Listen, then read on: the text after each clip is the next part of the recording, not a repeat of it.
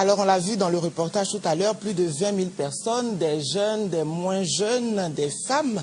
On peut dire que votre appel a été suivi, satisfait? Oui, madame.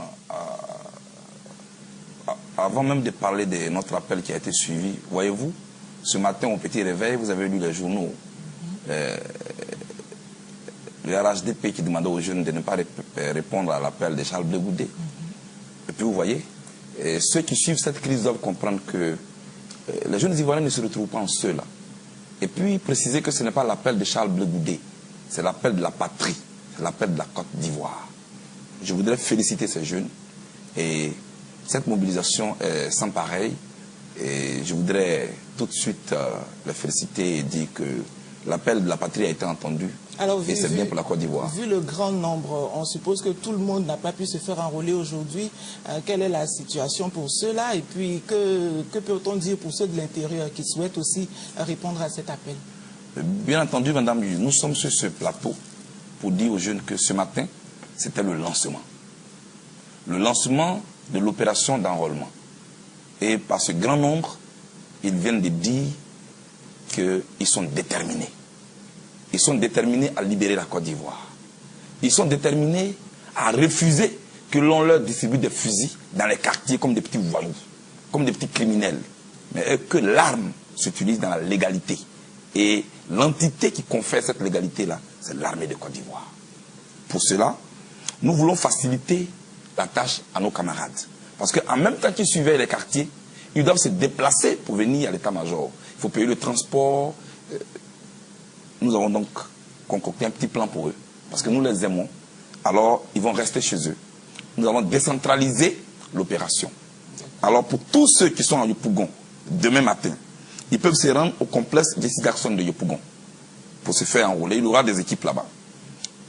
Ils peuvent se rendre au stade de la BAE à Yopougon. Ils savent de quoi je parle. Ils peuvent se rendre au terrain Silla de Niango Nord pour se faire enrôler. C'est pour ceux qui sont à Yopougon. Donc 3 sites pour Yopougon. Ceux qui sont à Makuri peuvent se rendre au foyer des jeunes de Makuri dès demain. Ceux qui sont toujours à Makuri peuvent se rendre au stade de la Sojefia, Kona Raphaël. Ceux qui sont à Port-Bouy peuvent se rendre à la place Laurent Gbagbo dès demain.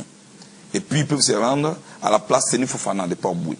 Ceux qui sont à Koumassi peuvent se rendre au stade de la Sojefia à Koumassi et à la salle de fête de Sikoji 1 à Koumassi. Ceux qui sont à Cocody peuvent se rendre à l'hôtel communal de Cocody dès demain. Ils peuvent se rendre au club municipal de 2 plateaux à Cocody. Ils peuvent se rendre au stade de la Sojefia ici pour se faire enrôler. Je souhaite que cela se passe dans la discipline.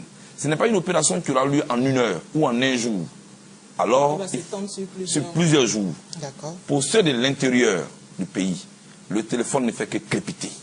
Les gens s'organisent pour prendre des cars, des Dembokoro, des Yamoussoukro, des Gagnoua. Nous leur demandons de rester chez eux. D'ici 48 heures, nous allons leur apporter des éclairages, leur donner la consigne. Et je pense qu'ils restent là-bas. Et ils verront d'ici peu comment nous allons nous organiser pour que l'opération puisse s'étendre à eux. Parce que ce n'est pas parce qu'on est à Abidjan qu'on est plus patriote que celui qui est à l'intérieur du pays. Voilà ce que je voulais dire sur cette opération-là. L'opération donc continue. Alors, le mot d'ordre, c'était donc cet appel. La suite, Charles Blé Goudé, c'est quoi? Surtout qu'hier, vous parliez d'un dialogue inter-ivoirien. Oui, madame. Le fait qu'un État recrute des jeunes gens pour former son armée n'exclut pas le dialogue. C'est pourquoi je dis que dans les États modernes, vous voyez, on ne distribue pas des kalachnikovs dans des quartiers qu'on met sous les habits, on est en train de boire du thé et quand des gens passent, on les fusille et on se fait appeler commando invisible. Moi, je pense que la Côte d'Ivoire que l'on veut diriger n'est pas celle-là. C'est pourquoi j'en appelle ici encore à la conscience de nos leaders.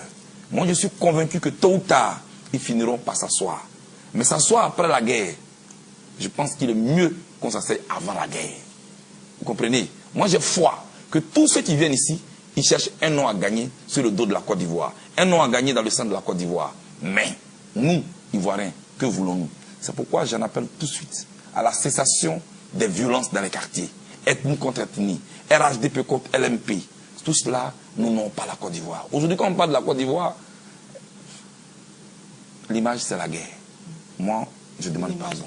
Et moi, je souhaite qu'on puisse dépasser nos passions pour qu'on puisse s'asseoir pour discuter. Il faut que les violences cessent dans les quartiers, il faut que les violences cessent dans les villes. Moi, je pense que cela est encore possible.